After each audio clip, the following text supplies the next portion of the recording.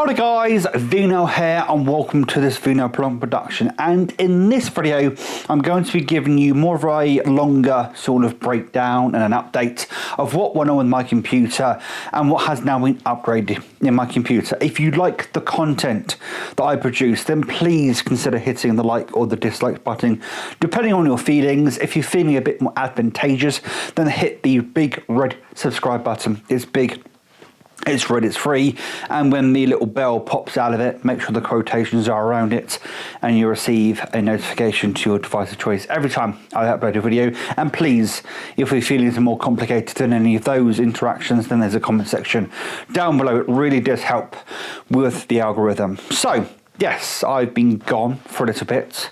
There was a period of time where I was uploading quite frequently, then all of a sudden kind of stopped.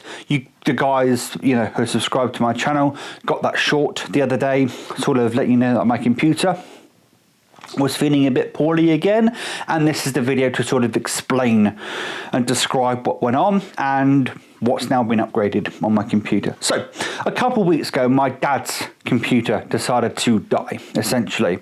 So my dad's computer has been getting poorlier and poorlier.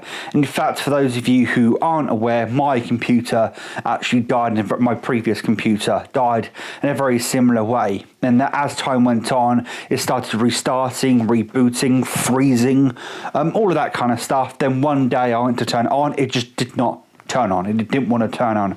I bought a new motherboard off of a replacement motherboard off of eBay. That didn't work. It initially worked, I should say, and then one day I literally got up and it wouldn't turn on. No matter what I tried to do, there was just a permanent red light on the motherboard somewhere that basically meant there was some kind of failure on the motherboard. But, I then, for a long time, was using phones and tablets and things of that nature to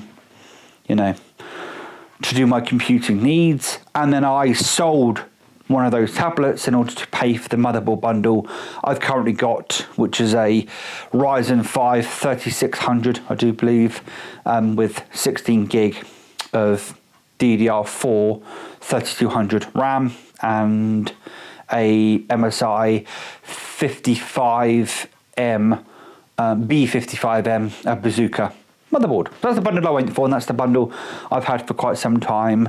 And I put my 1050 Ti graphics card in there, and that's been working absolutely fine, for a while now. So back to my dad's computer. So my dad's computer basically died in the same way that my old computer died, in that as time got on, it started restarting, started turning itself off, started just freezing. And then one day, my dad got up, went to turn on his computer. It just decided to not turn on, essentially. So he then managed to source himself a gaming laptop through other means. And when he, successfully placed the order for that gaming laptop, he turned around to me and sort of said, there's a graphics card in my computer that you'd be more than welcome to have, so to speak, and we could do a deal on it. It's a AMD RX 6600. So it's one of the lower grade ray tracing cards that AMD do. So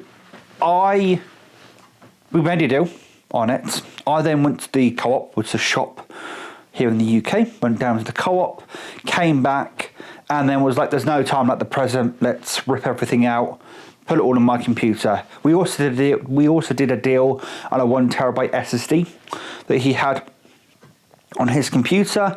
I'm now using that on my PlayStation 5 as an external drive for PS4 games and other things, and then put my motherboard back together with his graphics card back in my computer, connected up the power, pressed my power button, and then there was a rather loud pop that came from my computer, and a flash came from the direction of my power supply, and a very strong burning metallic smell came from my computer. I immediately turned off the power, pulled all the cables out, got the PC on the floor as soon as possible. As soon as I took the side panel off, there was a waft of this smell came up, and it was emanating from the power supply. So I took the power supply out, disconnected all the cables that weren't, because it was a modular power supply, took all the cables out, apart from the two main power harnesses that go onto the board, and the thing stank, and I mean stank. My dad then goes, take the power supply out of my computer, try using that, we'll use that, and then, so I put all the computer back together again, went to turn it on, nothing. Absolutely nothing. There's a 24-pin connector on the motherboard, which is the main power. So it goes from the power supply onto the motherboard and is the main way that your power supply provides power to the motherboard. And then there are other power connectors on the board, and it's split up depending on what kind of motherboard you've got. If you've got a higher end motherboard, you're going to have a few more connectors, but most just have the 24-pin and another 4-pin connector. I think it's 4-pin, or it might be 6-pin connector. So anyway, so if I pushed on the 24-pin connector, it would suddenly start up and then die. And I was like, okay. So I took the motherboard bundle back to Novatech, which is where I bought it from, to test them, because it's still under warranty. So there's a 5-year warranty on that particular board and bundle and what have you. So I took it back to Novatech. They called me 2 days later. So they called me on Tuesday. Wednesday. Today's Thursday. So they called me yesterday and basically said there's nothing wrong with your board. We've tested it with our own graphics card, our own power supply. There's nothing wrong. And I'm like, okay, so it must have been the power supply. Spoke on the phone a little bit with him, with the technician.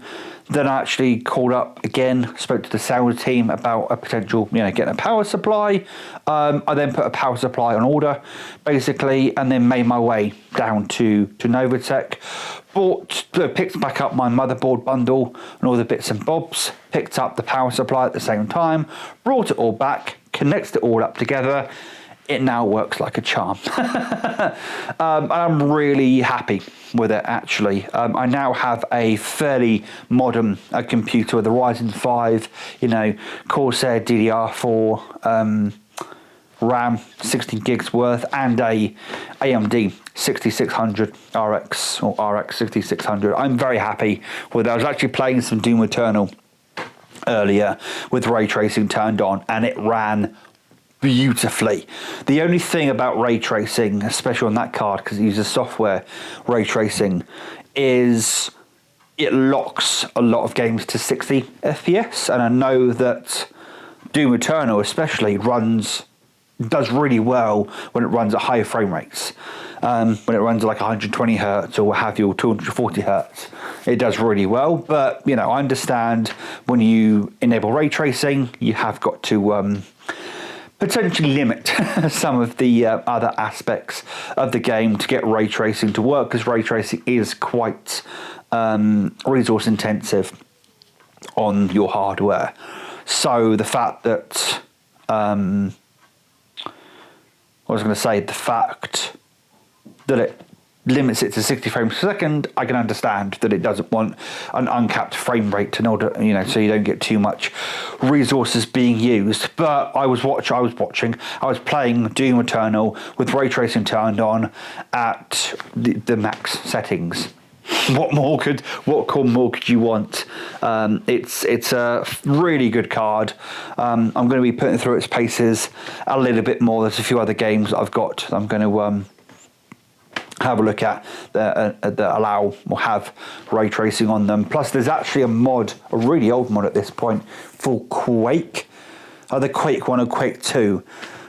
There's an old Quake mod that you can download, and it basically puts ray tracing into Quake. So that's actually something I'm going to try, is download that mod, download Quake, download that mod, apply it, and then go from there and play around with Quake with ray tracing. With ray tracing. Plus there's a bunch of older games in which ray tracing has been patched into, such as Doom Eternal.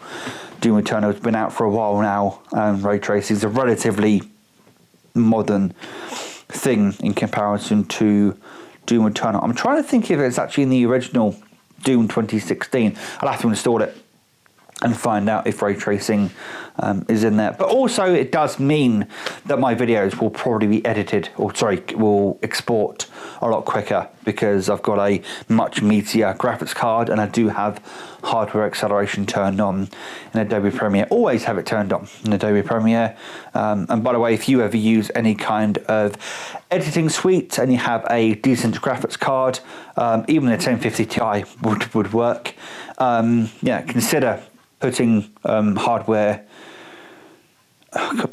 Different editing suites call it different things. I think Sony Vegas calls it like hardware assistance or something. But basically what it means is you will use your graphics card to help with the exporting of the video, because essentially your graphics card is like your CPU, but a more specialized CPU. So when you're editing a video, or exporting a video, sorry, it acts as a backup CPU. So the export goes a lot quicker. So yeah, I just wanted to do this video to let you guys know what's been going on in terms of my PC. I have actually now watched The Godfather on 4K, and by God, Father, does it look fantastic, and I'm really looking forward to watching Godfather 2 at some point. And also this weekend, I'm actually heading to Bognor Regis, which is a couple train trips away, to pick up the 4K set of Star Wars, the Skywalker Saga, and both the 4K steelbooks of both Rogue One and Solo. So yeah, that's all stuff that I'll be doing this weekend, Saturday actually, and there will be a video on that most definitely. I'm probably going to use this weekend and some of next week to make my way through those films in 4K, and I can actually imagine those films look really good in 4K, especially the original trilogy and whatnot. And it'd be nice to see even the films I have seen many times before, like the prequel trilogy, seeing them in 4K. That'd be really cool. Anyway guys, so that's the plan. Obviously now that I've got my computer back up and running, videos are going to start rolling through again. You'll see them pop up in all your various sub feeds, so that's going to happen. But that's essentially what happened. These things happen. It's funny because a really good friend of mine, his power supply went a few years back. My dad's power supply went many years ago. So I feel it's kind of time for my power supply to go. It's actually quite a rare occurrence for a power supply to go pop.